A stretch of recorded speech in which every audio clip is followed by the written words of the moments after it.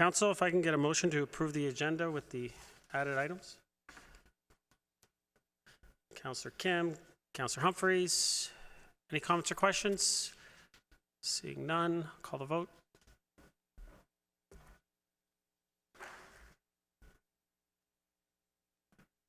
That carries. Any declarations of pecuniary interest? Seeing none, we have one community presentation. Mr. Brian North and John Hartman, consultants for Southlake Foundation, regarding the 2020 Run for Southlake. Gentlemen. It's what it says on the piece of paper. I'm just reading. Brian, Mr. Clark, how long do we have? 5 minutes, and you'll hear a chime at 1 minute left. Thank you. The floor is yours. Good evening, Mayor Maracas, Aurora councillors and staff, ladies and gentlemen. Thank you for allowing us to come and speak to you today. My name is Brian North, here along with John Hartman, and I'm speaking to you on behalf of the staff at Southlake Foundation. Last year at this time, I came before you to challenge you to bring a trophy back to Aurora. Sorry, I'm just going to make sure. Bring the trophy back to Aurora, and you did an amazing job in succeeding at doing so. I'm here before you again for the same reason, to invite you to join Nature's Emporium Run for Southlake. For almost 100 years, Southlake has shown a passion to care for our communities. From our beginnings as a 6-bed care home, Southlake has evolved to become a 471-bed healthcare center that provides leading-edge hospital services. Southlake is our hospital. It is where our friends, families, neighbors, and community members go when there is a medical emergency. As you can see, Southlake is a busy hospital, including a top-ranking regional cancer program, the 4th largest regional cardiac care program in the province, state-of-the-art shoulder replacement, cardiac procedures that improve patient outcomes, and a surgical program that is a cornerstone of our hospital. What we don't show here is the qualitative successes that we have with our programs. As you were aware, our communities are growing. Southlake is looking to the future to ensure we continue to meet the needs of our community. But as our community leaders, you know we can't do this alone. At Southlake, we know the power of many. The Run for Southlake is one of the ways our communities fund the tools and equipment the province funding doesn't cover, allowing us to continue to bring leading-edge care close to home. Events like the Nature's Emporium SL5K allow us to raise money and bring the community together to run towards a common goal. We are asking each of you to join us on April 26th to run or walk with our community to raise money for our hospital. We are pleased that in 2019, the N6 Mayor Challenge raised over $36,000, with Aurora leading that challenge, raising $12,978 of the amount and proudly displaying the Mayor's Trophy here in the Town Hall. I am challenging you to help us see an even tighter race this year. Let's keep this trophy in Aurora. Georgina Mayor's team have already registered and have raised $850 today, as of today. I thought Newmarket Councillor Kelly Broom was going to be here because she wants to see how you guys do it. We presented to them last year, and I think they're going to be biting at your heels. So, Aurora, let's keep this thing going. Thank you for your time. I look forward to seeing all of you on April 26th. Thank you, Brian. Council, can I get a motion to receive the presentation? Councillor Humphreys, Councillor Thompson, any comments or questions? Councillor Humphreys. Thank you, Mr. Mayor. Thank you so much, Brian, for coming back here. We're just going to win it again. I'm absolutely confident. Absolutely. We're going to challenge the other municipalities to try to raise as much as we did. Just a quick question. There was a town of BWG. What is that? I noticed on the list of already pre-signed what's BWG? Do we Bradford, know? West Oh, Illinois. Bradford. Oh, they're, okay. All right. Well, oh, The second last one, we're Oh, actually really? meeting with council. And I wasn't worried about this one because I know you guys are going to do it. You're going to double last year's total. That's a challenge, isn't it? Mr. Mayor No, can do it. seriously, we're hoping to keep raising money. One of the issues we have with the Run for Southlake is it's a great event. It's a community event, but only 27% of the participants actually raise money for Yeah. the hospital at the event. That's of the participants. We need to raise money. We're trying to come up with ways to entice them into raising money. Yes, that's true. Through you, Mr. Chair. Yeah, that is interesting stats, isn't it? It's like, can you imagine if everyone raised money who participated? It'd be something else. It really would. So Absolutely. got to figure out different ways to try to encourage everyone to participate and raise money while participating. And I'm looking forward to it. It's going to be wonderful. Is the route still going to be in Newmarket? Route hasn't changed. It's a new market underneath the arch of the hospital. Yeah. Route hasn't changed. No, that's wonderful. No, looking forward to it. That was great. It was a great change. I think it's working really well. But thank you again, and looking forward to it. Looking forward to the challenge again. Look forward to seeing you there. Thank you. Thank you, Councillor. Councillor Thompson. Brian, thank you, and the committee. I know how much work goes into organizing the Run for Southlake. Certainly a tremendous job that everybody does, and as you stated earlier, the funds are much needed. While the province gives money for operational costs, certainly equipment, repair, replacement, and so forth has always been the goal of the Southlake Foundation, to raise those funds and make sure that we still have a phenomenal hospital in our area. For those that want to do more than just the Mayor's Challenge, want to participate, sign up, is registration open? How can they go about registering? You want to sort of give a little bit of direction in I'd terms of the love to. website? Registration is open online now. So anybody can register, even as a non-participant, such as my case, John's case.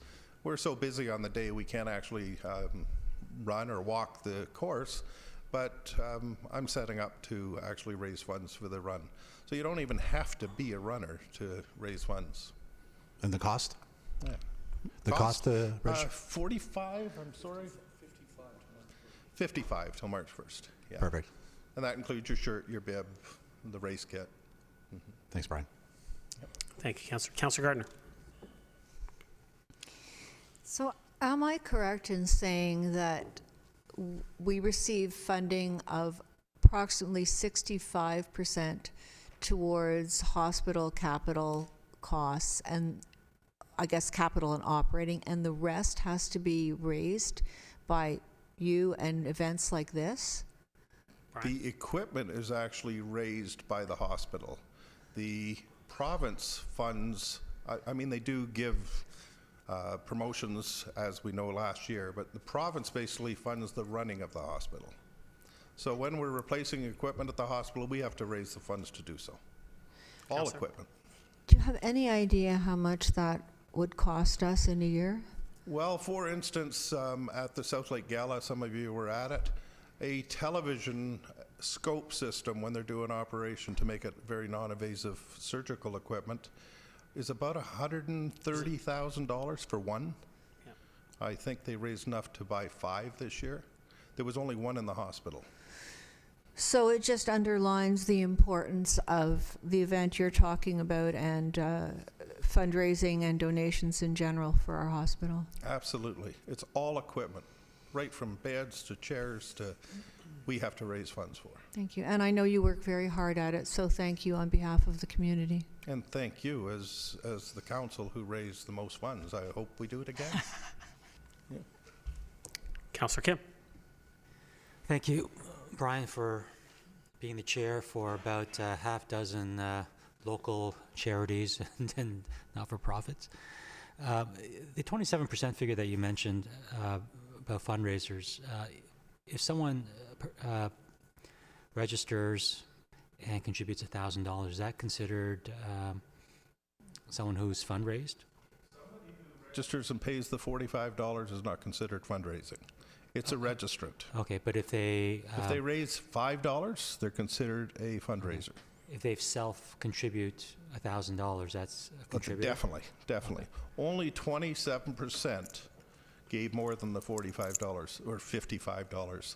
That only covers the cost of the shirt, the race kit, the bibs, the labeling, the running of the event, the timers. That's all that covers. So when we're charging $55 for registration, that's just covering costs. Anything beyond that, we want to raise through fundraising. And as I say, the Mayor's Challenge raised 10% of our funds, usable funds. We actually raised $427,000, which I think, if I'm not mistaken, $360 could be used. The rest went to costs.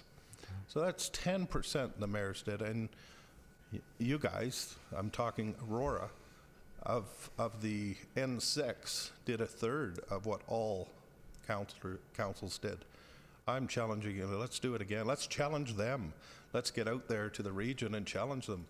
I wish they would all raise. In all honesty, as much as I live in Aurora, I love having the trophy here. It's something I can be proud of, being on the committee. I'd love everybody to raise $12,000, and there's no reason they couldn't do it. Thank you, Brian. And lastly, may I suggest maybe starting next year you have, there's what's called an auction for having dinner with Warren Buffett. And you should probably have something, have dinner with Brian North for the top 5 finishers. And I'm sure that would probably attract a few more people. Thank you. Thanks. Thank you, Councillor Kim. Brian, thank you very much for everything that you guys do. I said last year we accept the challenge, and once again I'll accept the challenge on behalf of council, and I'll throw out a guarantee that we will be the top again. Our poster here with all council for our advertising. Absolutely. Council, if we can meet in the middle.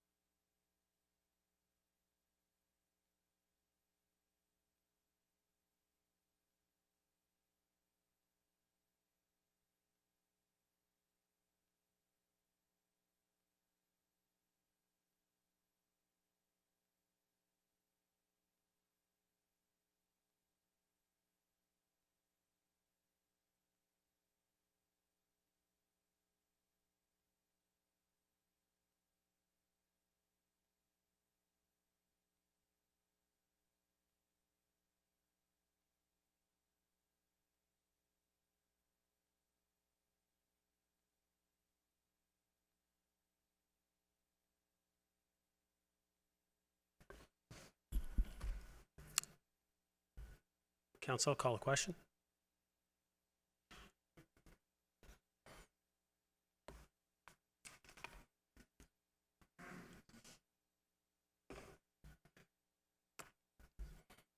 Councillor Thompson? Thank you. That carries. Delegations.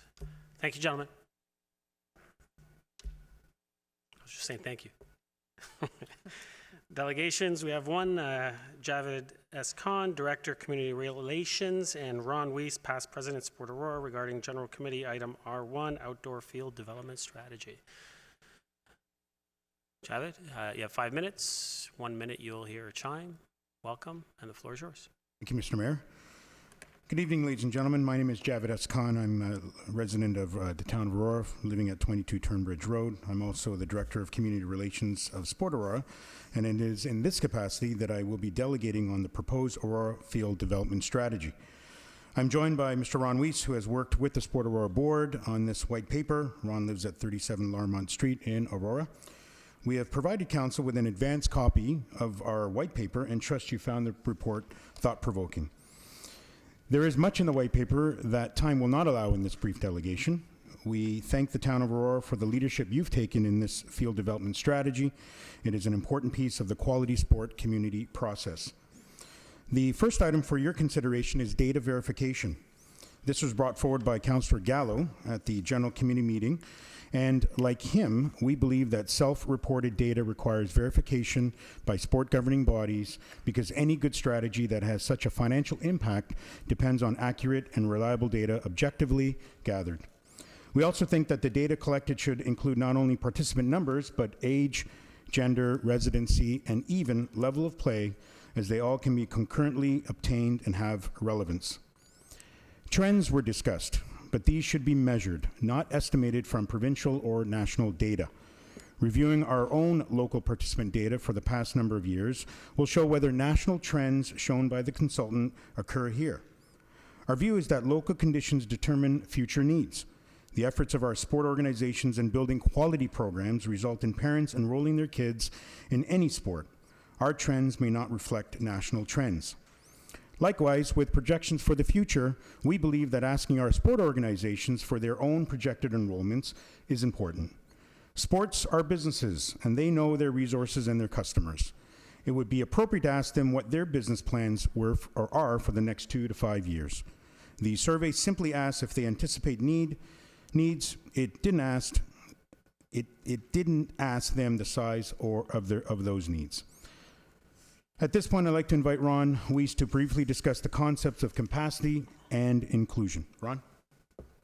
Thanks, Javid. Good evening, everyone.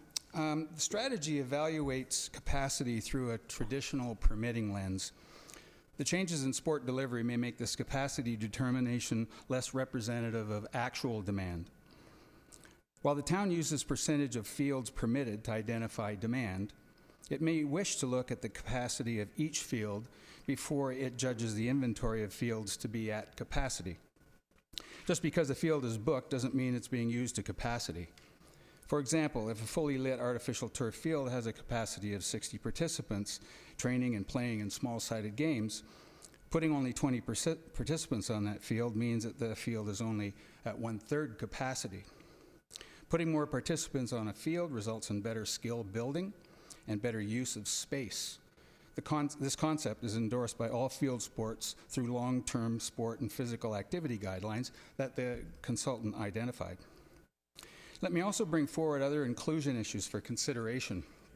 Inclusion strategies should be considered in this development strategy. We didn't see any focus on athletes with disabilities, and we think that this group should be identified accurately and steps made to consider their needs, which may be significant. Census data shows our town is growing more culturally diverse, so greater attempts at building strategies that encourage participation or integration into the existing Aurora sport model are appropriate. We know that when a family enters our town, their 3 main socializing and integration opportunities are through the church, through the school, and sport. We ought to be considering their needs in the strategy of this importance. One of the great activity tragedies of late is the disturbing observed trends of girls leaving sport in the early teen years. This has health consequences. Besides learning the extent of this problem, as was suggested by Javid earlier, with verified data collection, providing field time dedicated to this cohort, as well as the other 2 mentioned, should be considered. Finally, the 2016 census showed that Aurora, there were about 27,669 people over the age of 45, roughly half of our population. And we think an attempt at considering their needs should be included.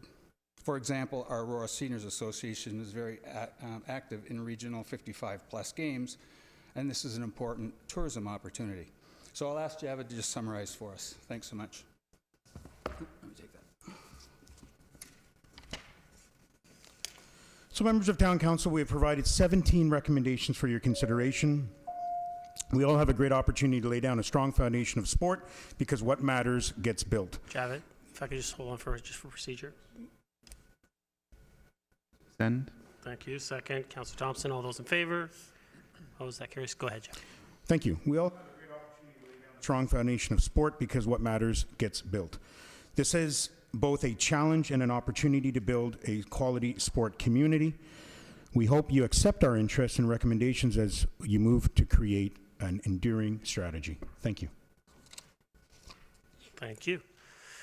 Council, would someone like to move this to receive and refer to item S1, R1? Councillor Kim, Councillor Thompson, any comments or questions for the delegate? Seeing none, call the vote.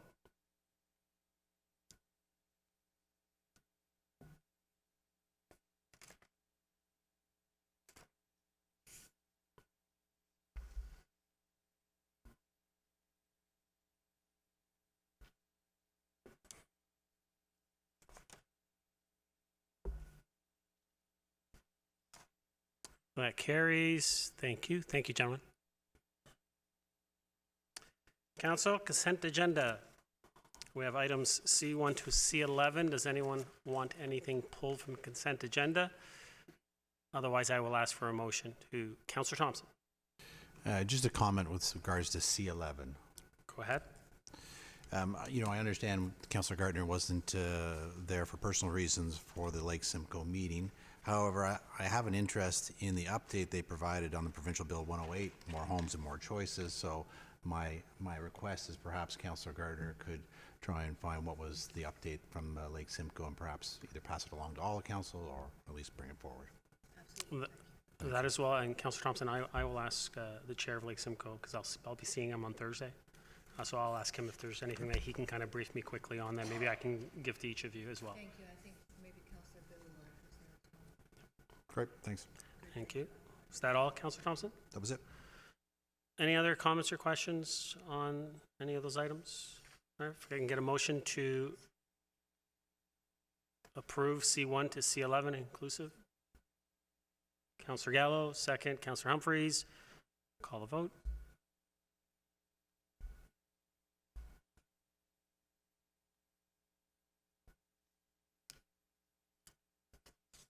That carries. Standing committee reports. Would anyone like anything? Actually, Council, I would suggest that we pull our S1 R1 and add it with the regular agenda item R1. Put them together. Is everyone good with that? Okay. Is there anything that anyone would like pulled? Councillor Gardner? R3, please. R3.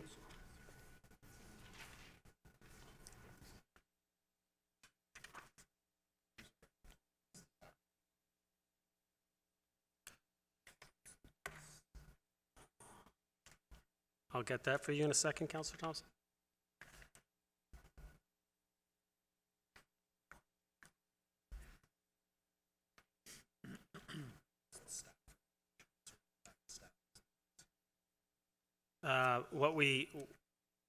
The GC report was to refer it back to staff. Okay. So no one else wants anything pulled? Okay. If I can get a motion to approve the remaining items, which would be minus R3 and R1.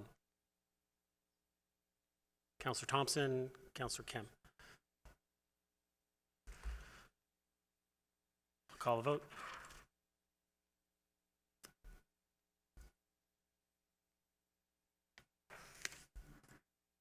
That carries. We will start with S1R3, just because the other two are attached. So, Stream Management Master Plan and Flood Relief Study. Councillor Gardner, you pulled this one. Thank you. Would you like to move it? Yes, please. Thank you. Second. Councillor Humphreys. Councillor Gardner, floor is yours. Thank you, Mr. Mayor. When I brought the motion to council, it's almost 3 years ago now, about the state of our flood control infrastructure, I really had no idea the work that we had ahead of us. And I'm not clear from the meeting 2 weeks ago. We were talking about how we prioritize certain aspects of there was 10 projects. some to be done within 2 to 10 years, and then it goes up to 30 years. And it's a tremendous amount of money that we're going to be spending. I don't know, through you, Mr. Mayor, to Mr. Waters. So we're talking about 41 million over 30 years, and it's 5.3 million in the 2 to 10 year range. And I know that we had some concerns about, in particular, one project that was put farther out. There is talk of getting grants for this work. If we were to get the grants that we wanted to, or that we were hoping to get, would we be able to move any of the work up into the 2 to 10 year range? Mr. Waters? Through you, Mr. Mayor, it really depends on the available funds that could be accessed through senior levels. If there's more money than we think there is, then we could potentially advance some of the projects depending on their priority. So just to conclude, the consultant did sort of prioritize the projects based on need and status of the condition of the stream corridor. So, I mean, those are the priority ones within the 2 to 10 year.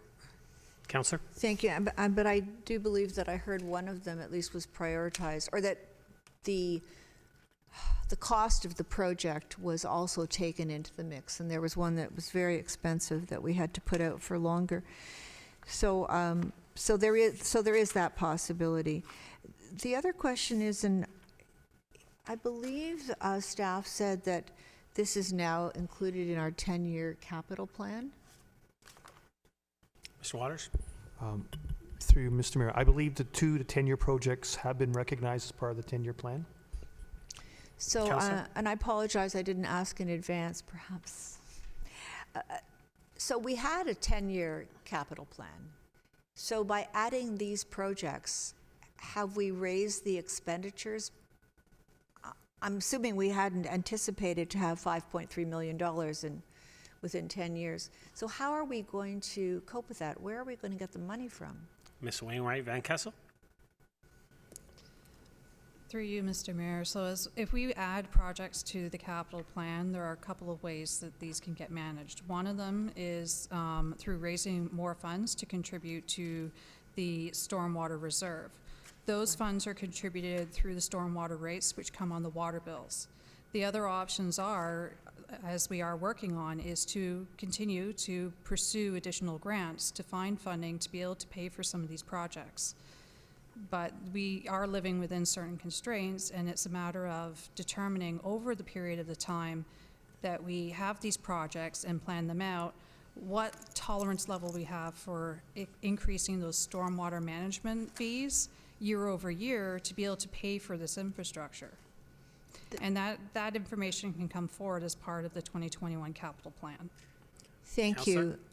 And did we have to delay any projects that were in that 10-year capital plan to try and accommodate the stormwater remediation? Ms. Wainwright Van Kessel? Through you, Mr. Mayor, we have not done that at this point in time. We would consider that as part of the next 10-year capital plan coming forward this fall. So Counselor? we'll be looking at it the next budget cycle. Through you, Mr. Mayor, that is correct. We'll take a holistic review then. Counselor? Thank you very much. It's a scary amount of money. Thank you, Councillor. Councillor Thompson? Thank you. Just following along with Councillor Gardner, my question really was about the impact of moving projects forward, whether or not other project would have to be, pushed off of the 10 years plan. I know sometimes when we talk about roads and we move roads up, the result is that there's only so much work that can get accomplished in any given year, and so roads need to be pushed out or projects moved around. So while the work hasn't been done and we won't know until the next budget 10-year capital is presented to us, do we anticipate that these two projects may impact our ability to do other projects within that time frame? Ms. Wainwright Van Kessel?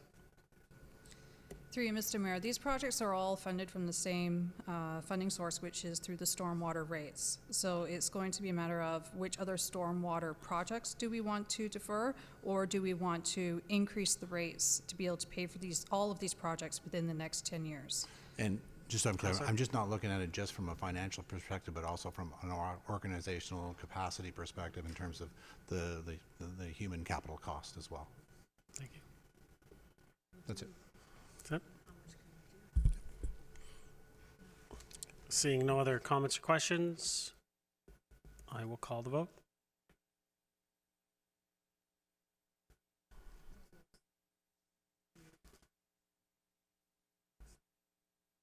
That carries. So next we will deal with, do I call it S1R1 or do I call it R1? Just R1. R1, Ms. Clark? R1.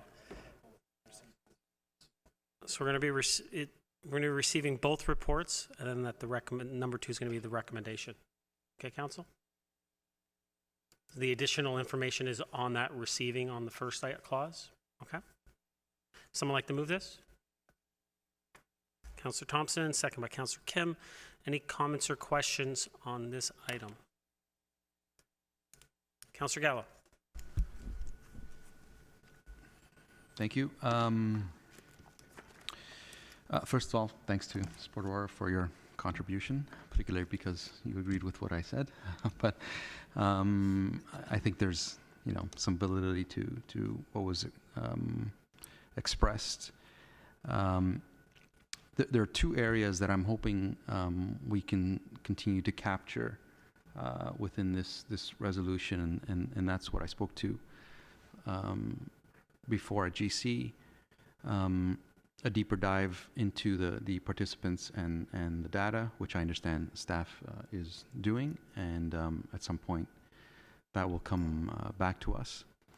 And the second thing was, as I also mentioned prior to, is a thorough discussion on the service level, because in the report you'd see that was in both cases, ball as well as rectangular fields, the service level was adjusted or changed, lowered in rectangular, and a new strategy on baseball.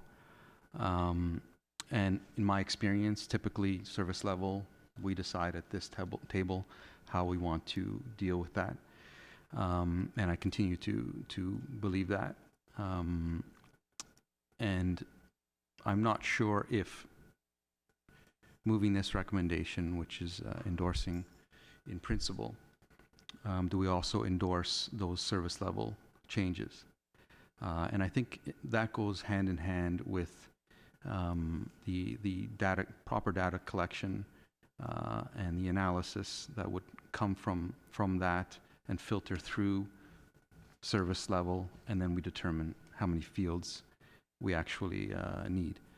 So subject to continuing discussions on those 2 specific items, I'm in support of moving forward, particularly because particularly on the rectangular field side, if we lose Magna, I think it's a big deal, and we shouldn't just pause full stop until we get that information. Although, for me, that information is vital to determine how many fields we actually need, what our needs actually are. I think we could still continue along the path. Things will still come to council. But my caveat is those 2 need to be addressed in significant detail, which I think they are being addressed, and they will be coming back to council. Other than that, there are some other nuances that maybe we can look at, but I understand things will be coming back to us in piecemeal. And as I said last time, I really appreciated the in-depth analysis towards our current assets and how we can best use our current assets. To me, that's the first step we should be taking. Well, the first step is let's make sure we got the data correct, the service level correct, and then everything else filters from there. So I guess a question to staff, having heard that, if we approve this tonight, it doesn't mitigate getting those deeper dives into those two different areas, appropriate data collection and analysis, as well as a more thorough discussion on service levels. Ms. McDougall? Through you, Mr. Mayor, to Councillor Gallo, with regards to the request, yes, staff are already seeking out confirmation of data and registration information from the PSOs, the provincial sport organizations, or the regional organizations, depending on who they belong to. And that information certainly can be forthcoming to council, as well as the service level that you speak of. A little bit more information on how that information was determined through the consultant's work, and noting that all of that every year changes. The number of registrations, the service level potentially might change depending on long-term athlete development planning from each sport. There's a lot of influences. So as it relates to the direction and being sought today to proceed in principle, subject to council approval of budgetary applications, could also be that we return with some data information at that same time to verify the information being presented for whatever that project is. So the very next project we come back with council would include confirmation of data, would include a service level recommendation at that time. Councillor? And I'm fine with that, as long as it's very clear where I stand, that I'm interested in moving forward, but subject to those. I'm not interested in changing service levels, and I need a deeper dive into data and understanding the participants. Thank you. Councillor Gardner? Thank you, and I think we also need to be very aware of the different needs recreational, which serves most of our local residents, versus more advanced opportunities for training and competition. And one point that was made here is with respect to residents, and the report also was talking about regionally based groups. So it used to be that a local group was considered to be 80% Aurora residents, and now I don't know what we're down to. I don't think it's 50, but I think it might be 65. So we need to be careful that we are actually servicing our Aurora residents both recreationally and competitively, and really, as the report said, be working with other municipalities, because it's not only our responsibility to make sure there's enough fields for groups that are, that are represented by many different municipalities. And I don't know if that's happening or not, but I don't know if the consultant's report went into that in enough detail. I mean, because it is our residents that are paying the taxes to support these fields. And I'm sure it's the same situation for all of the municipalities now that we have a lot more regional play. But through you to Ms. McDougall, do you know what the residency percentage is? Ms. McDougall?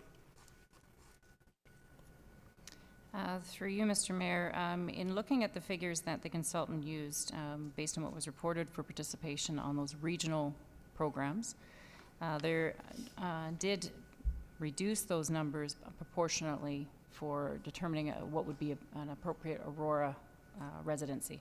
I'd have to do the math to know what the percentage is on here, but I'm looking at it probably close to about 75 or 70% residency based on the proportionate rate that he reduced it by. So, but keeping in mind, although geographically Aurora is a unique opportunity, let's say, in our geographical situation where we have municipalities very close to us on all borders, and that does open up an opportunity for cross-border, I'll call it, municipal participation. Which means we not only are serving our residents, but we are serving those locally around us, and vice versa. So there are many regional teams and groups where our participation in our teams, we call them ours because we service them, but they too book programs and fields or even ice, depending on the group, outside of us, outside of Aurora. So to me, there's a shared responsibility between our local municipalities that surround us. But to us, we believe it is important to support those regional opportunities, because otherwise some of them wouldn't exist. They rely on the membership that is drawn from other areas, not just Aurora, in order to exist. So it is important for us, because that then serves our residents to participate in something. Because sometimes there isn't just enough participation in Aurora alone to make a program run. So we need that regional base to serve our community. Councillor? Well, just as an example, not to pick on anyone, but Aurora King baseball, that's an easy one. So it's Aurora and King. Is Aurora speaking with King to make sure that King is providing enough fields so that we don't have to take up the slack or the lack? Ms. McDougall? Through you, Mr. Mayor, King Township was consulted in this process, along with the Aurora King Ball and their use of fields in King, as it relates to how they utilize King fields versus how they utilize Aurora fields. So that was part of the review. But are we, thank you, Mr. Mayor, follow up, are we actually, or maybe it's to you, are we actually actively speaking with other municipalities to make sure that Aurora has a fair obligation to provide fields, and that we're not providing more than we really would need to if you're looking at the percentage of players? Ms. McDougall? Through you, Mr. Mayor, with regards to the Aurora King Ball and their membership and residency and the amount of use that they use of Aurora fields, it is very comparable. Okay. We certainly have diamonds that are, not to toot our own horn, but our fields are strong in quality. So we often are host of games, but King is host of practices. And that's just a simple example, but that can be the case as it relates to that relationship, but that's just simple balancing of how those fields are used. Councillor? Thank you, and just a question to Mr. Downey. Mr. Downey, when you had this position, what was do you remember the figure that we had with percentages at that time? That's going back a couple of years now. Mr. Downey, do you remember that number? You, Mr. Mayor, can't say that I remember all the figures, but it differed depending on what it was. So I remember talking to you about girls hockey, for instance, and we were looking at a lower percentage of Aurora players because we wouldn't have a girls hockey league in here if we had the same percentage for boys hockey, for instance. Many of the house leagues are a higher percentage than your rep leagues. So I don't believe those numbers have changed dramatically. Certainly I support what Robin is talking about with regards to supporting our regional partners and looking at providing the best sports opportunity we can, even if we can't support all those activities strictly with our own population. Councillor? Thank you. I just want to make sure that there's fairness to our taxpayers. Definitely. Thank you, Councillor. Councillor Thompson? Thank you. Through you to Mr. McDougall. Robin, in the second clause, it talks about everything being subject to council approval of budgetary implications. If council endorses these recommendations and we move forward, what plans do we have for the repurposing of fields or budgetary or capital expenditures in 2020 right now that we don't already have? Do you have a sense? Or do we have some time to be able to, as others have commented, address some of the concerns that have been raised before we deal with decisions on money being spent on the repurposing of fields or creation of new ones? Ms. McDougall? Through Mr. Mayor, at this time, with regards to capital works, the only capital project as it relates to ball or outdoor sports fields was the Hallmark land development of the ball fields in 2020. As far as future development, that is something we can come back for and prioritize based on the suggestions in the secondary report, the additional report supplied tonight, with further consideration and vetting through our user groups, as that does start to talk about prioritization of how some of those current existing fields can be potentially repurposed or reconfigured, certainly some of which requires partnership conversations with the school boards, none of which we have dollar amounts now to be able to consider, and therefore I don't foresee capital project being commencing in 2020. This would be something we'd be presenting to you for 2021, 2022 beyond. And Councillor. as a follow-up, with regards to those conversations with partnership groups and school boards and so forth, most likely they will take some time. We wouldn't see any significant advancements in the next 3 to 6 months, would you? Ms. McDougall? Through Mr. Mayor, no. Certainly, I imagine, and I know the school board's capital cycle is different than ours, so they would need time as well to consider what our proposals are. So, yes, it will take some time, longer than 6 months, to be prepared with an estimate and proposal for future consideration. Thank you. Councillor? You know, we embarked on this because we all recognize that there's a need. We have some concerns in the near future. Councillor Gallo raised Magna and other places where we need to address those issues. So this is an attempt for us to be as proactive as possible at this point to try and remedy those solutions or those issues. However, there are valid concerns being raised about you want to make sure that the strategy is correct, that our assumptions are right. But it sounds like if we do endorse this strategy in principle, we have time to address those concerns that have been brought up by user groups as well as Councillor Gallo and others. There's no significant capital outlays at this time that would be subject to the private principles and the strategies being put forth at this time. So similar to Councillor Gallo's comments, I'm okay moving forward as long as we continue to do that due diligence and look into these issues to ensure that when the time comes to make those budgetary decisions at our next capital budget meeting, that the information is there to validate those decisions. One more question, if I may, through you to Ms. McDougall. We no longer have the Parks and Rec Committee, but we do have a Community Advisory Committee. Is there an opportunity to engage them to help kind of get some of this information or to serve a role instead of it always coming back to council and to help kind of, I guess, I won't use the word expedite, but at least move this process forward? Ms. McDougall?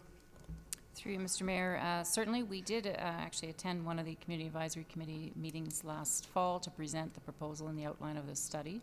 So they are aware of what our project is, planning to be, and certainly we can utilize them as a tool to support some of our considerations and see what their inputs are as it relates as a go forward and how we might present it to council and if it's expediting it maybe, but at least getting their inputs as well.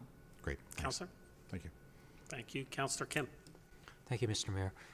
Through you, Mr. Mayor, to Ms. McDougall. You know, Sport Aurora raised some good comments and questions, and can you confirm whether Monteith Brown did consult with Sport Aurora? Because if they did, I'm kind of surprised that there were so many comments and questions thereafter. Ms. McDougall? Through you, Mr. Mayor, yes, Sport Aurora was seeked as one of our user groups for input, in which they supplied written response and feedback. Councillor Kim? Thank you. And so, you know, my thought when Monteith Brown was contracted to do the sports field study was specifically to review the capacity that we have and the ability or inability for us to look at the best usage, maximize efficiencies of the available resources and capacity that we have. And that was, in my view, the extent of the report. And certainly, you know, much more or many more deeper questions arise. But then, you know, when I was reading it more in detail, you know, it's hard to isolate the capacity and the resource issue with some of the micro issues that Sport Aurora raised and Councillor Gallo and everyone else in council, because you can't address one layer without addressing the other. And so is part of our contract with Monteith Brown, is there another layer of a dive that they will be taking on our behalf, or is it now up to staff and advisory committees to weigh in now for the next layer? Ms. McDougall? Through Mr. Mayor, actually a number of the items that Sport Aurora raised through our staff member of Sport and Community Development Specialist is going over a lot of that as it relates to the sport plan. A lot of which relating items similar to the inclusion, diversity, as it relates to newcomers, women and girls in sport. A lot of that is work that she is currently embarking on and will be coming back to council with an update on those projects, some of which commence as early as March. So As far as layers go, yes, it is, but it is separate. It's not an expectation of Monteith Brown. So it is something that we are continuing work on as it relates to our objectives in relation to the sport plan. Councillor? Thank you. Given that, this strategy and this work is ongoing, I'm happy to accept the recommendation in principle. Thank you. Thank you, Councillor. Councillor Gardner, I'm going to go to Councillor Humphreys for the first time. Councillor Humphreys. Thank you, Mr. Mayor. And no, I guess I had similar questions as my peers, and we spoke a little bit earlier today.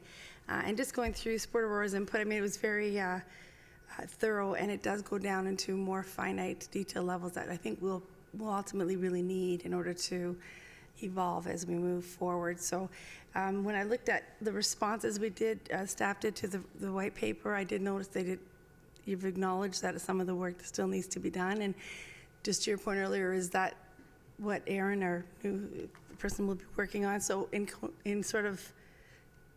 conjunction with the sports strategy, the field strategy, I should say.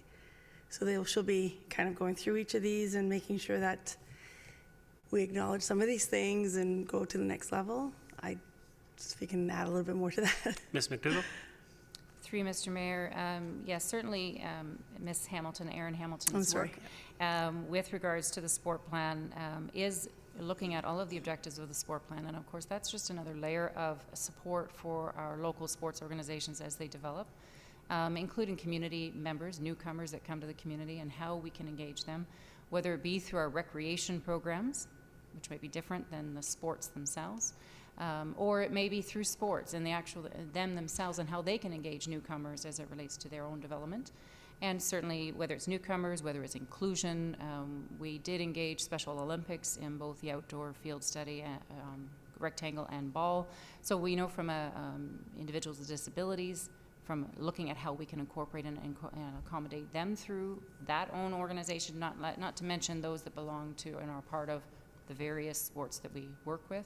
So there's a number of elements of sport development support that we're providing those community groups that certainly layer on how they, as an individual organization, evolve, which then in turn reports back their numbers, their data, that information that we're going to be gleaning from as we move forward through a continued evaluation of the sport development plan.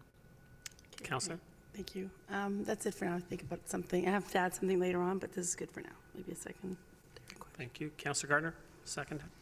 Thank you. The white paper that was produced by Sport Aurora is, it's it's comprehensive, and it's got a lot of interesting detail that the consultants did not address. Now, when the consultants answered the Sport Aurora white paper, they did say that some things were outside of their scope.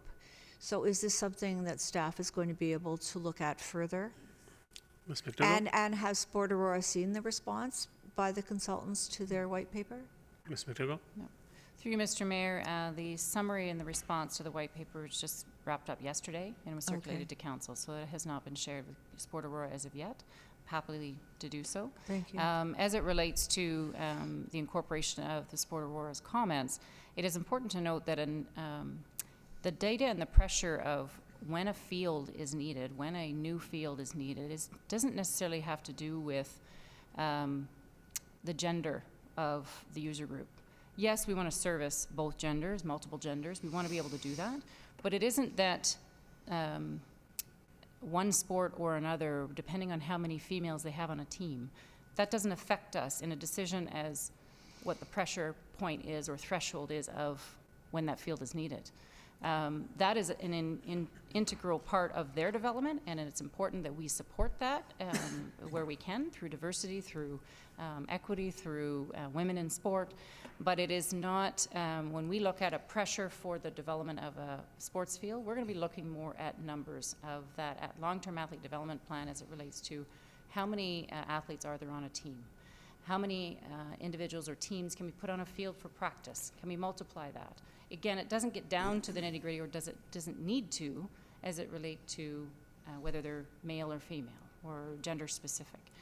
Similarly, if there's an individual out there with a disability, that is not a pressure point. We want to know how many people are out there with that are participating. That's where the pressure determines us. So as far as the information that Sport Aurora has provided? Absolutely. This is information we have already embarked on with our sport plan implementation that Council has directed us to do. But it is not necessarily going to impact the pressure of a new field needed. It's going to support the information, the fact that if we can communicate that by adding this field, we know we're going to be serving multiple genders. We know that is going to serve us an inclusion support, because we know our sports are doing that work. So it's a bit of a two parallel contributions of the information that we will be putting together in one document. But it is, from the consultant's perspective, it was outside their scope because, again, it was not a pressure. They see that as numbers, data of registrants that push whether or not a field is needed. As far as the gender of that individual, it does not matter. That's just one example. There's many that Sport Aurora raised, but that's just an example. Thank you. Councillor? The dialogue has to continue. I think we have to get this right. So following on Councillor Gallo's comments, and I'd like to know the comments from Sport Aurora. We need to keep working at this. Just the consultant's report is not enough. It's a fantastic start, but it is Aurora, and it has to be a solution that is Aurora-based, right for Aurora. So I think there is more work to do, and I suppose when we come to budgeting these, we might have some more information. But I would like to know Sport Aurora's response to the consultant's response. Thank you, Councillor. Any other comments or questions? Councillor Humphrey, second time. Yeah, sorry, through you, Mr. Mayor. I don't know if it's appropriate, but Councillor Gilliland had asked me to say her position. I don't know if that's appropriate before she left. So You have 5 minutes. I'll just be very quick. It's just very short. You have 5 minutes. You have the floor. My floor. Okay, so she just asked because she's not here, and basically felt that Sport Aurora had some good input, but I don't know if she's seen the response. She's out of town, so she may not have seen the response back to the report. And she just felt that Sport Aurora took it to that next level and thought that it would be good if we would consider and take it back. But again, she's asked me to speak for her, so I thought I'd put that in. So and also she had mentioned Copeland Park was missing. Is it back in there? Is it not? Why wasn't it there? I'm sorry, I'm going back to the original report. I don't know if anyone's answered her question. Ms. McDougall? Copeland Park? Through you, Mr. Mayor, no, I'd have to look back to the consultant on that as far as the in or out of the consideration. He's scrambling, so I don't. I would have to look. I thought I almost felt like she had already asked you. Ms. McDougall, looks like he has an answer. Okay. Okay, sorry. Just it might as well be good if we hear it. Thanks. Just let me. Well, with Monteith Brown Planning Consultants. Very short answer, yes, Copeland Park was included in the ball diamond inventory, and no recommendations for changes to that park. So that's why she's maybe not seeing it on the back end, but it was evaluated. Okay, perfect. Thank you. That's great. That's good to know. I appreciate that very much. And just back to me now. Forget Councillor Gilliland. I actually just wanted to really contribute. So just relative to, no, I appreciate the conversation. And just, again, I spoke to Ms. McDougall earlier this afternoon, and I think based on the responses back from staff and the consultant to Sport Aurora's in-depth, sort of a deeper level, I do feel that there's an opportunity for us to do, like we mentioned, take to that next level. There's consideration on those items on staff's part. So I just hope that we can move forward. I'm sure there'll be tweaking, and I'm sure we're not going to get all 17 sports fields tomorrow. We have to start somewhere. We need to start. We can't. I don't want to delay what we're doing.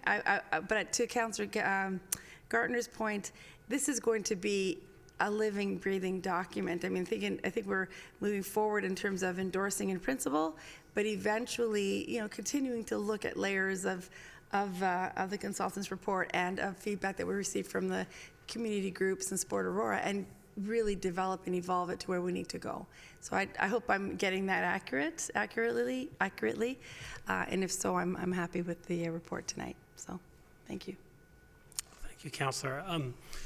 I'm fine moving forward. I think staff have heard the comments around the table. I think that they're going to take them into consideration. They're going to work on those as we continue through this process. I think that the one thing that we all agree on, and the reason why we went through and did a field development strategy, is the fact that we all understand that we don't have enough fields. We know that, and we're going to move towards that, but we need to work at it. And staff, I'm comfortable in my conversations with staff and the answers that I've received, that they understand what the questions are that we're asking, and they're going to provide those answers to us as they come forward with those recommendations and when we move forward with those. So I'll be in favor of that, of what's in front of us, and I'm looking forward to those reports as they come forward to us. Call a question.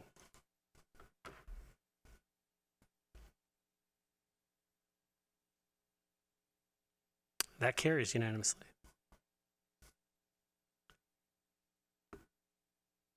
Council motions. We have two of them, both by Councillor Kemp. Councillor Kemp, we'll start with your first one. Sure, I'd like to put my motion on the floor, please. Second. Councillor Gardner. Councillor Kemp, floor is yours. Thank you. You know, the genesis of this motion, came to me just because in the industry I am in, and I read a lot. There was an article about Goldman Sachs, how they will not retain a client where they do not have where the client does not have at least one person of diversity on their board. I also read Canada's top 100 employers report by a company called MediaCorp Canada. They publish the Canada's top 100 employers. They also have a category called Canada's best diversity employers. And they focus on recruitment and retention. And I read another story about Canadian Business Corporation Act. Well, there was an amendment, and it will require all publicly traded companies on the Toronto Stock Exchange to publish information on diversity and hiring policies as well as targets. So I thought, wow, these publicly traded and private companies are taking the lead when it comes to employment equity. And so I thought, where are the federal regulated companies and provincially regulated companies? Where are they at? And I was a little bit disappointed in terms of where the province and municipalities are at. And you see the figures in terms of the federal and the Ontario service staff in terms of diversity. And when I was looking at the 2016 census, Mississauga had 52.4% visible minorities, Toronto 51.5%, Brampton 73.3%, Markham 80%, Richmond Hill 60%, Vaughan 35%, or 27%, Newmarket just under 24%. And based on that, when you crunch the numbers down, you're looking at the general GTA is about 56 to 57% of visible minority. And in looking and in talking with staff and elected officials and other municipal governments throughout the GTA, they said anecdotally, because I don't think they said they don't keep track of these figures, but they fall short of the broader population. And all of us, all municipalities, they gain their staff from all over the GTA. They don't just come from the local municipalities where they work. So we need to bridge this gap. We need to be leaders, and in Aurora, we've taken a lot of steps in other policies where we took the lead, and I thought this was an area where we need to step up. There's two main arguments for doing nothing. One was that, we've had the immigration wave, and eventually we'll catch up through osmosis.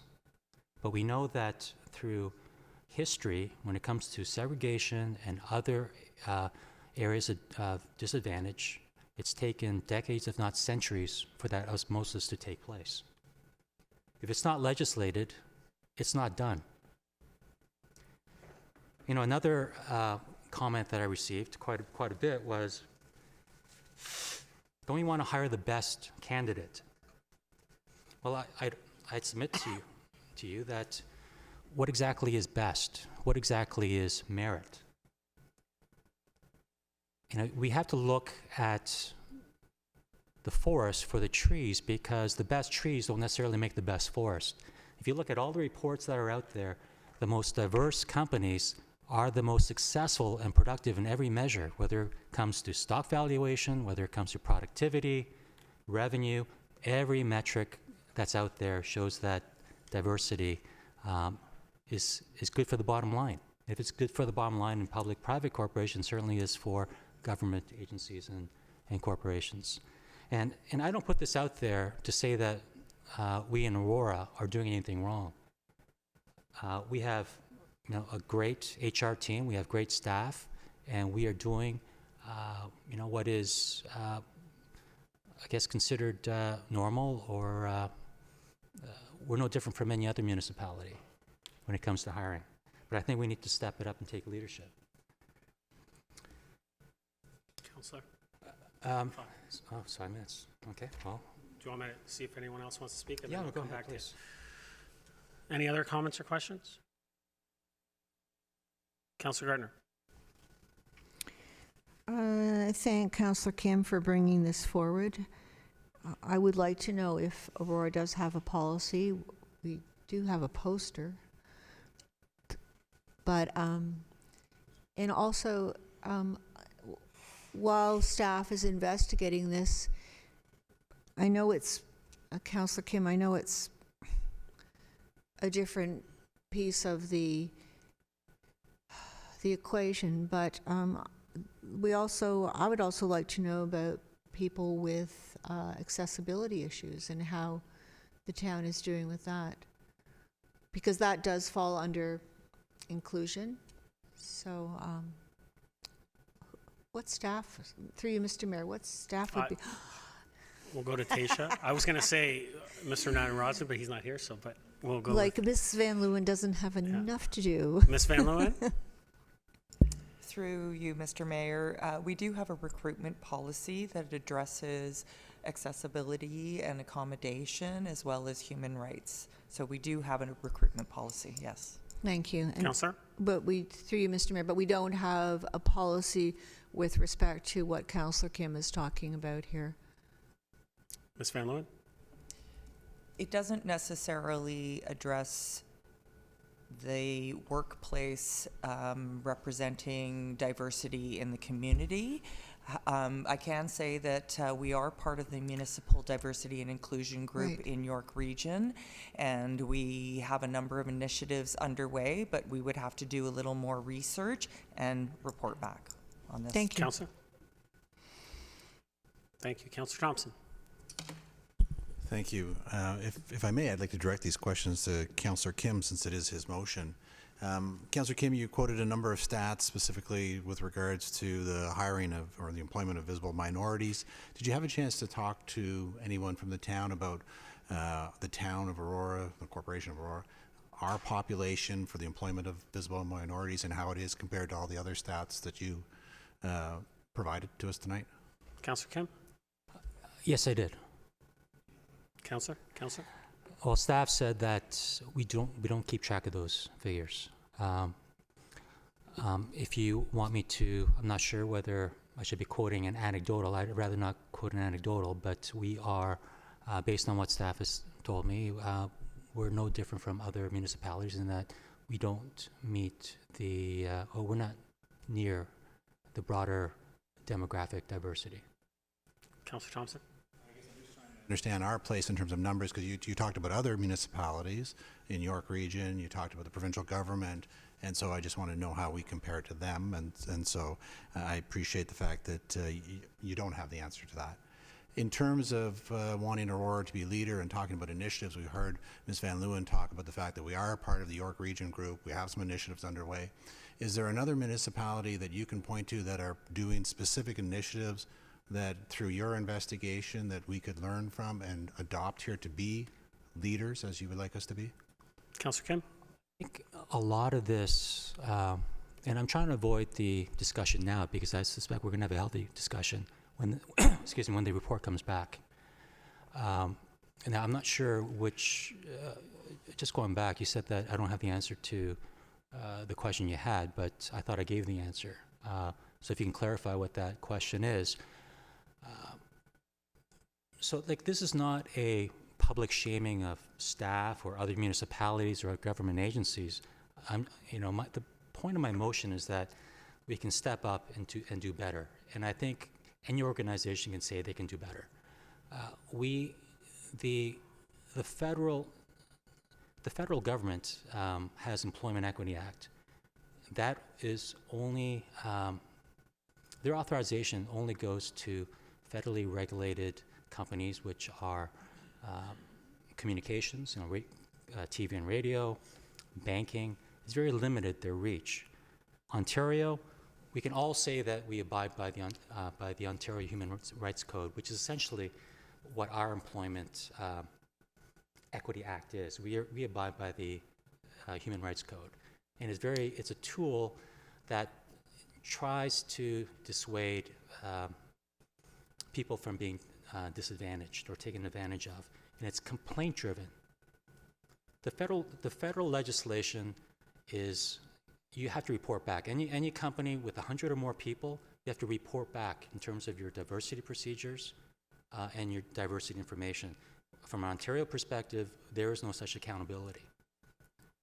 In terms of my investigation, I'll tell you what, going to other elected officials and staff, they're very hesitant to report back written on an email or anything like that, but they're very quick to give me a call.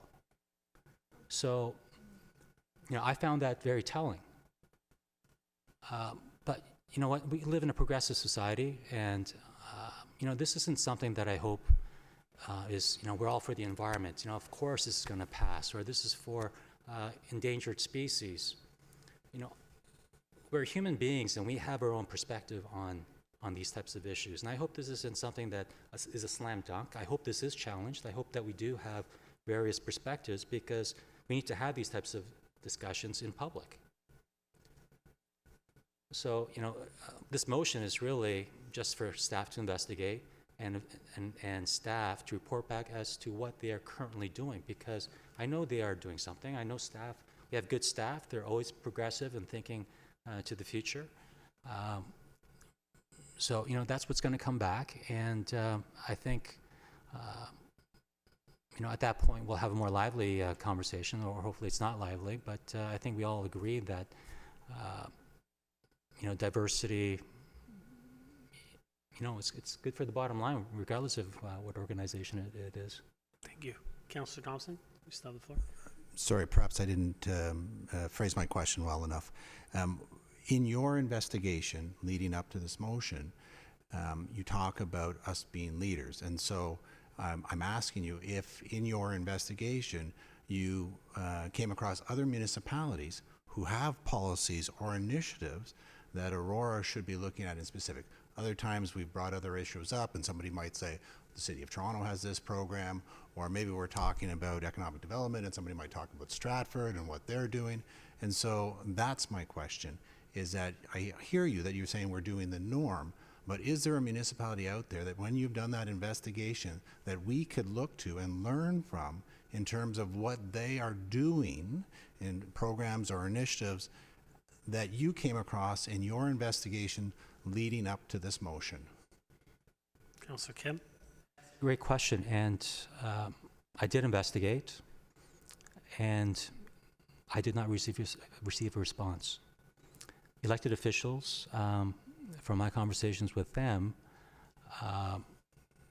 they had no idea whether any employment equity process or policy existed in their municipality.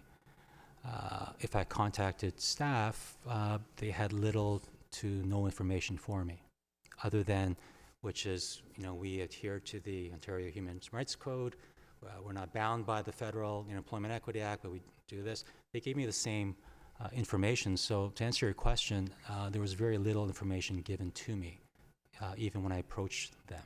So I think part of this motion is for staff to talk to other staff to, hopefully give all of us that information so that we can obtain what is best practice from a municipal and a not-for-profit organization perspective.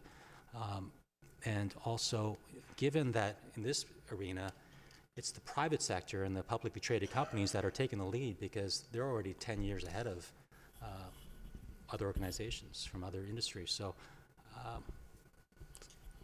that's Thank you, Councillor. I was just going to add, Councillor Thompson, I was just going to add that City of Brampton has implemented a workplace diversity program within the last year. So that might be something that staff might be able to take a look at. If I may, what I'm also hearing from Councillor Kim is that, perhaps this is an opportunity for us to look at the private sector. They seem to be more leaders in this category than the public sector, and maybe there are lessons we can learn from them and adopt into this world, because it sounds like through Councillor Kim's investigation that perhaps the, public companies, the different levels of government may not be the leaders, they may be the followers. Thank you. Councillor Gardner, I believe you spoke once already. So I'm going to go to Councillor Humphreys. Councillor Humphreys. Thank you, through you, Mr. Mayor. No, thank you for bringing this forward. I guess I live and work so much in a very diverse business world out there that I never thought of anything other than that here. And for us not tracking is a little surprising. That's something that we always would track and encourage everyone to feel they can apply and be included. So I think it's going to be an interesting work effort for the staff. And my question to you, Councillor Kim, is what drove you to do this?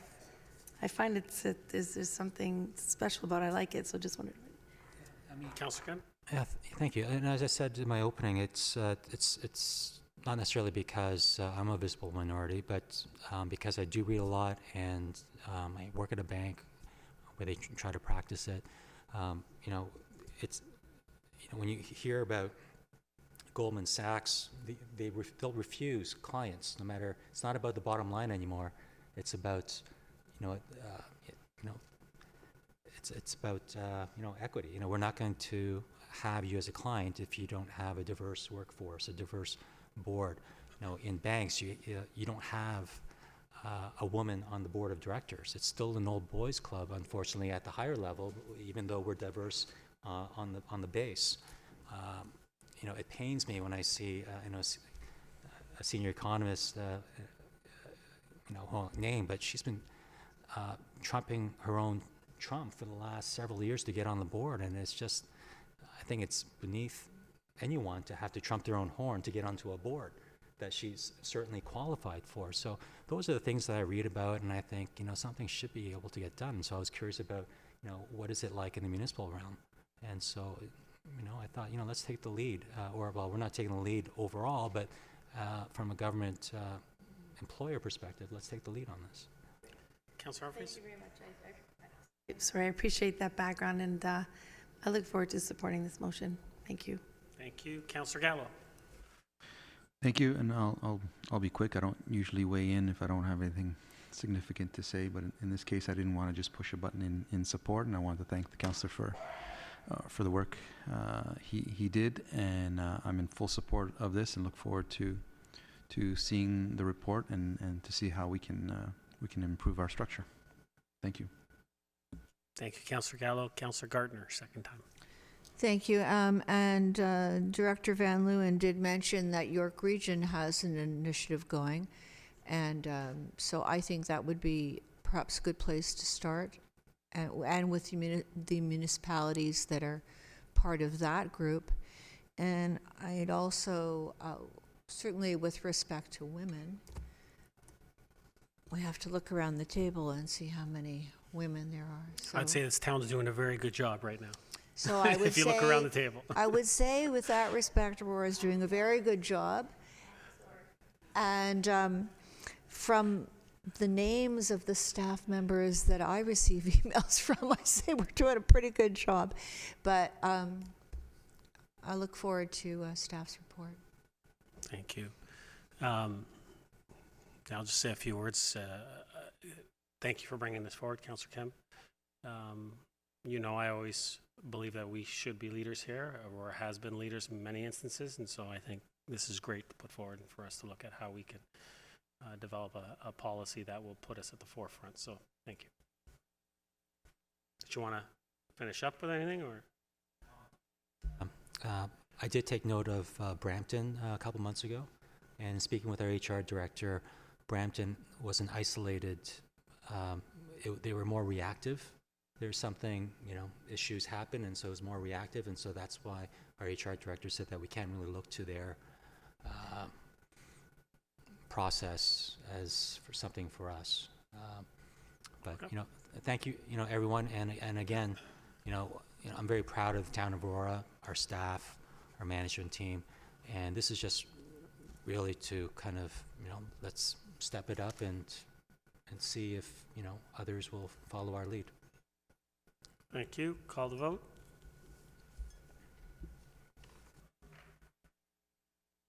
That carries unanimously. Next motion, Councillor Kim, regarding tennis court permitting.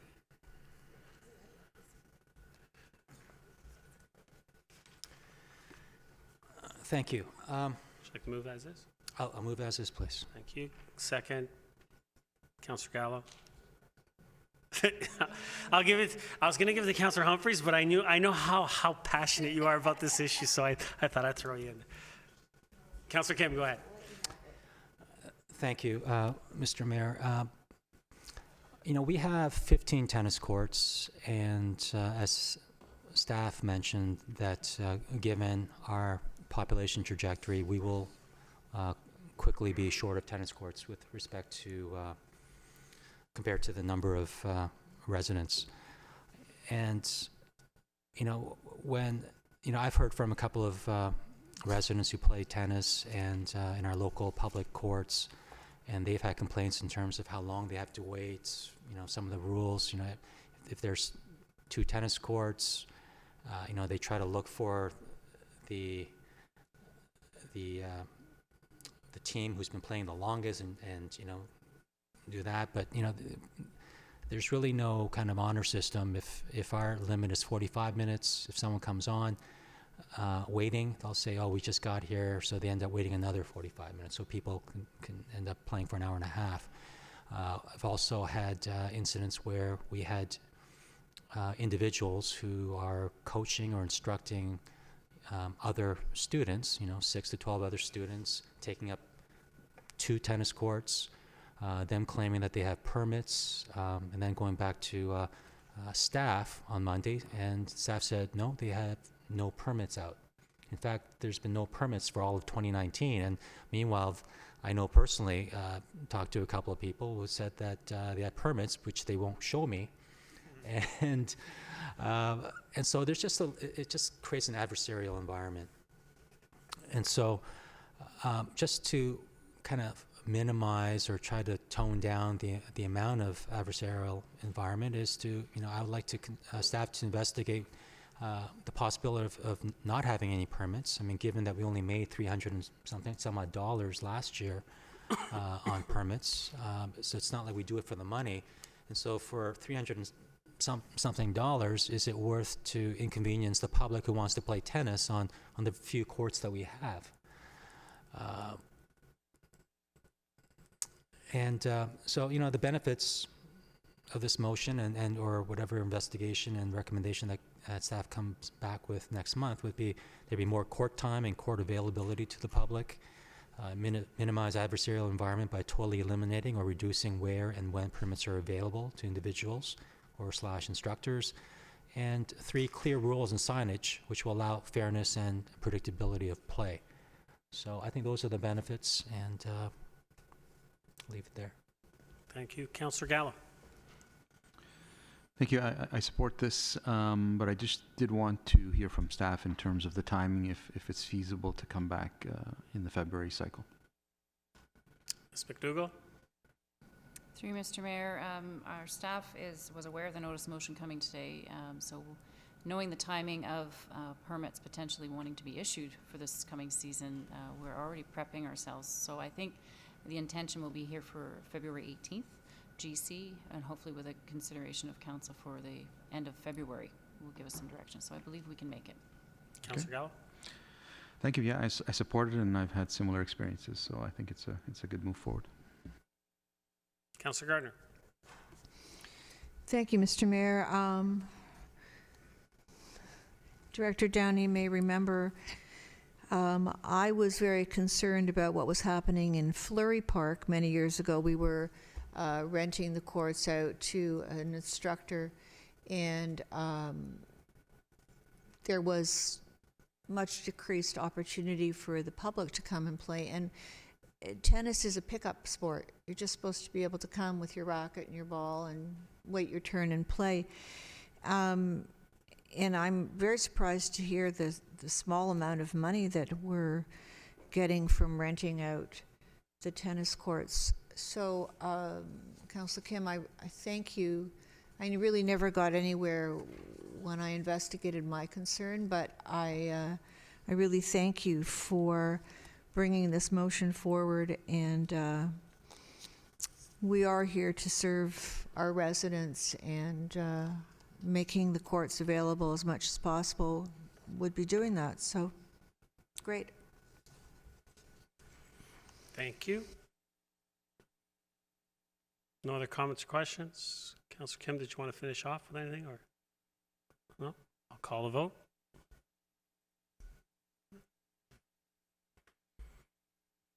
That carries unanimously. Regional report. Someone like to move this? Councillor Humphreys, Councillor Thompson, any comments or questions on the regional report? Councillor Thompson. Thank you. Just because we were just talking about it, I thought I'd draw attention to, on page 5, it talks about the fact that York Region was named one of the Greater Toronto top employers. And one of the reasons specifically was for promoting a diverse and inclusive workplace. So certainly we could look to York Region. They also talk in here about the inclusion charter, which they adopted a few years back. And through you to Ms. Van Leeuwen, refresh my memory, did we not also adopt that inclusion charter a little while ago? Ms. Van Leeuwen? Through you, Mr. Mayor, yes, we have, and you'll see there are posters throughout our facilities, and we are actively participating with that group, which has, I believe, over 20 agencies who now have adopted the inclusion charter, and they're going to go out to external community partners as well. So Neighborhood Network is one of the ones that they're going to reach out to and start engaging with those external partners. Great, thanks. Any other comments or questions on the regional report? Call the vote.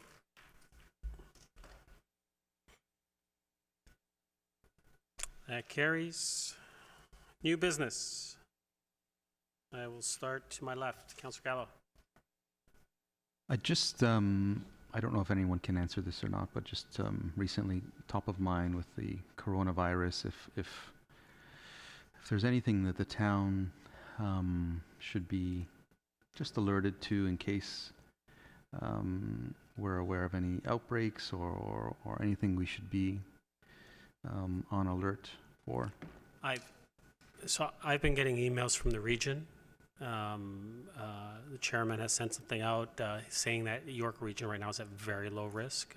I'll keep anyone updated. If anything does come in, you'll get it immediately.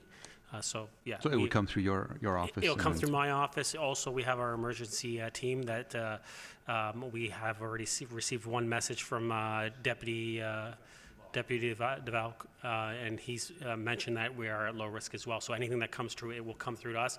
We'll disseminate that message out to everyone, and everyone will get that right away. Right, thank you. Councillor Thompson? Councillor Gardner? I'd like to talk about garbage. Apparently a topic very interesting to some of our residents. And I'm not sure who the...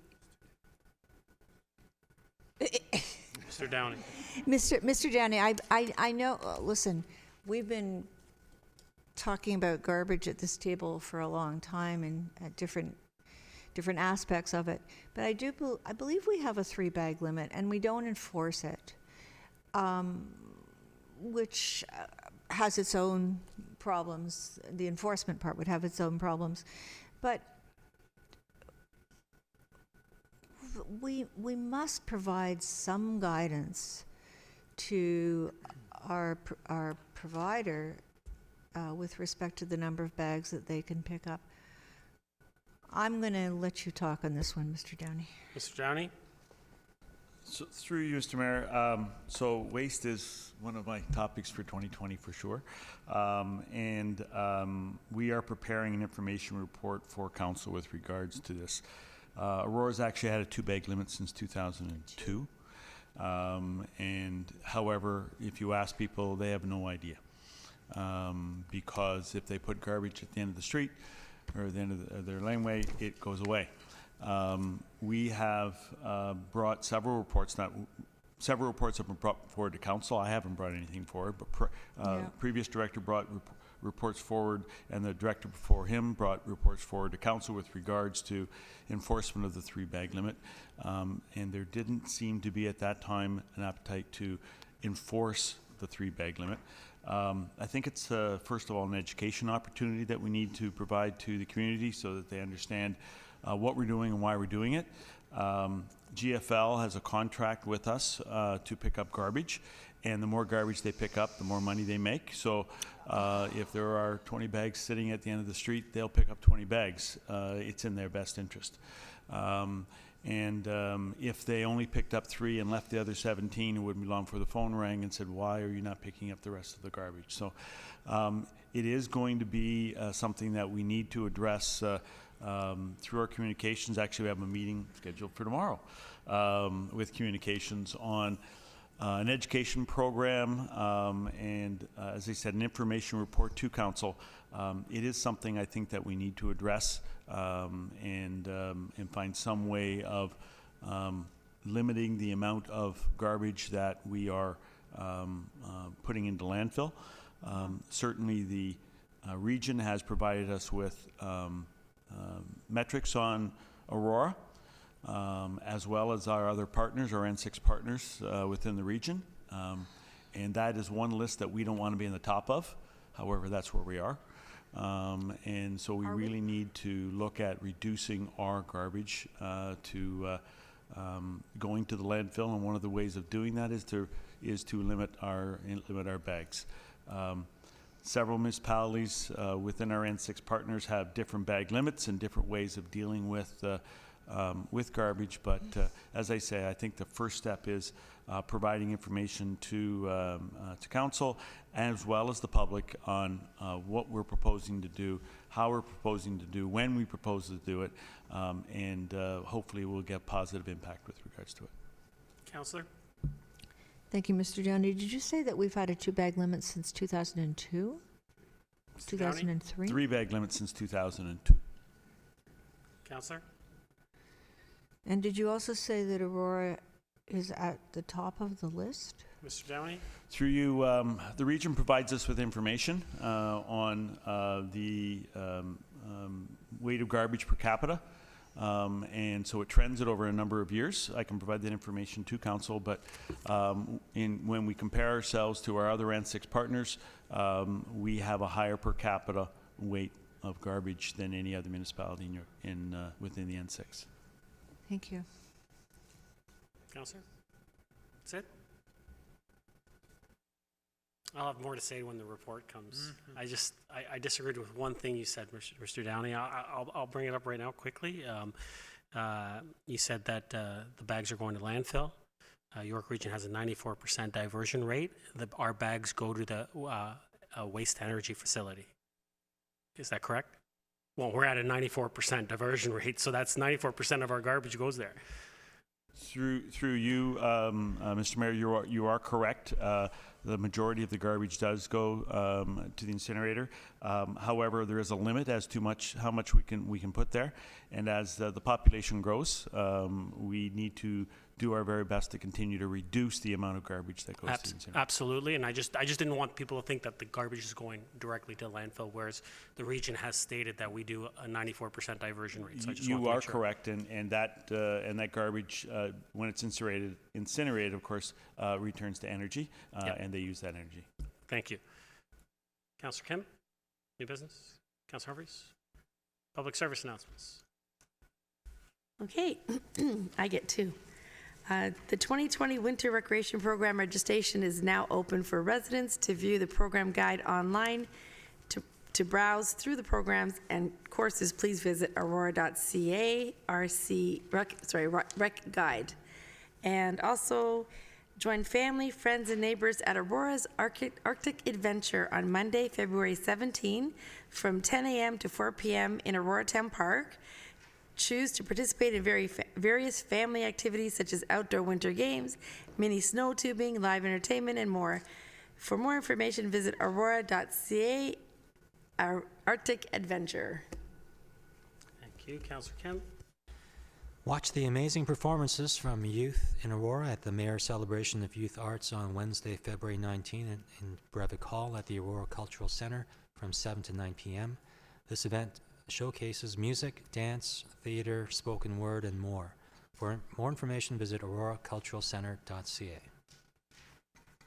Thank you, Councillor Kemp. Councillor Gardner. Thank you, and perhaps residents are tired of hearing this, but it's really very important for our snow clearing function. Winter overnight parking restrictions are in effect until April 15th.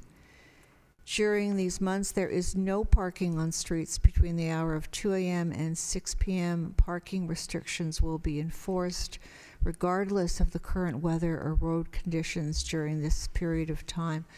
So I know it's inconvenient for many people, but it is important for the overall well-being of the town, and there's also a $50 offense fee.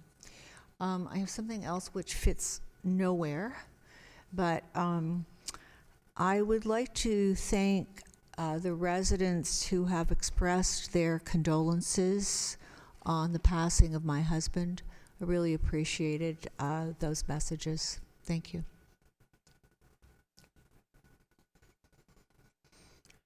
Councillor Thompson. Learn more about Aurora's priorities for 2020 at the Aurora Mayor's Luncheon hosted by the Aurora Chamber of Commerce on Wednesday, February 19th, 2020 at the Royal Venetian featuring Mayor Tom Marakis. Join us to learn about the Mayor's exciting projects for 2020 and beyond. To buy your ticket, visit aurorachamber.on.ca. Councillor Gallo. Thank you. Skate times at the SARC will be cancelled on Friday, January 31st and Saturday, February 1st. Regular scheduled skate times will resume on Sunday, February 2nd. Thank you. The town of Aurora believes in recognizing our leaders of tomorrow who have made a positive impact in our community and inspire and give us hope for the future. We encourage students in our community entering their first year of full-time post-secondary study to apply for the John West Memorial Leaders of Tomorrow Scholarship Award. The award will honor the achievements of senior students who are entering their first year of full-time post-secondary study at college, university, or equivalent. The awards will be distributed to 2 applicants per year. Applicants must be a resident of Aurora, and each scholarship has a value of $1,000. This award would not have been possible without the donation of funds from former Mayor John West, who passed away in December 2013. Former Mayor and long-serving councillor provided more than 2 decades of public service to the town of Aurora between 1979 and 2006. To apply, visit aurora.ca/leaders of tomorrow, and the deadline is May 1st, 2020. And Councillor, I just also wanted to say on behalf of the town of Aurora and all of us sitting here, our condolences to you and your family. Sure. With Councillor Gallo's PSA, it just says that the skate times at the SARC will be canceled, the 31st and the February 1st and 2nd, but it doesn't say why. Oh, sorry. February 2nd, Sunday, they'll be resumed. But it doesn't say why the skate times have been canceled. Ms. McDougall, would you like to add to that? Okay, well. Or do you not know as well? You're not sure? We'll try to get that information, and maybe we'll get, Ms. Mackenzie Smith, can we put something out as to why? Thank you.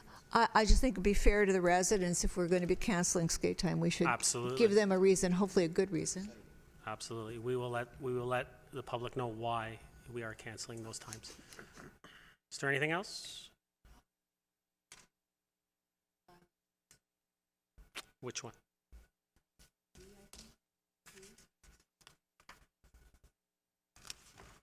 D? D as in David? Okay.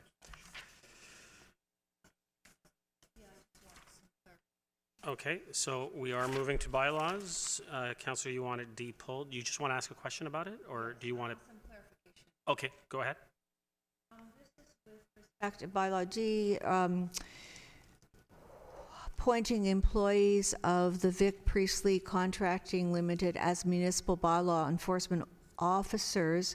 The request is made for the purpose of enforcing municipal parking bylaws on private property. So I'm assuming that this is on Priestley property that they've asked for the enforcement? Ms. Van Leeuwen? Through you, Mr. Mayor, is the address identified in the bylaw? I don't have it up right now.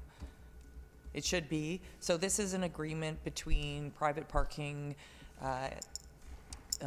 company and the town of Aurora, where they do the enforcement on private property. We receive all the penalties generated from that enforcement, and we provide training, and there's a reconciliation of the tickets issued, and we enter into an agreement with these companies. Councillor? Yes, and I know, thank you. I know we do that, we've done this in the past, but I can't find any address. And so this is a request from a company just to provide general enforcement on private properties. So they're not talking about their own properties? Ms. Van Leeuwen? Through you, Mr. Mayor, the address would be included in the agreement. So I'd have to look into the agreement. It would identify the specific addresses in which they're looking to enforce. Thank you. And I just don't see it on what's in our report. Maybe we can get that information for the councillor when we have an opportunity. Thank you. Would that be a common ask for a private company to be, that generally is not in the business of this kind of enforcement? Ms. Van Leeuwen? We get a lot of requests for this type of agreement in terms of enforcement on private property. So yes, Thank you. My remembrance is that it's private property that they control, and they want to ensure that everything is orderly and done according to their rules, but I would like to know what property it is. Thanks. Thank you. Is that all, councillor? Yes, thank you. Thank you. Someone like to move the bylaws? Councillor Kim, Councillor Thompson. Any other comments or questions on the bylaws? I will call the vote.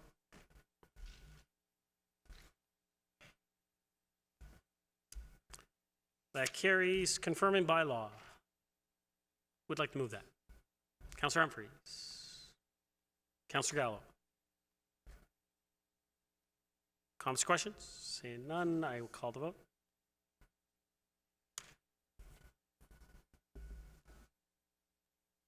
That carries. Motion to adjourn. Councillor Gallo, Councillor Kim, all those in favor, show of hands. Opposed, that carries. We are adjourned. Thank you, everyone.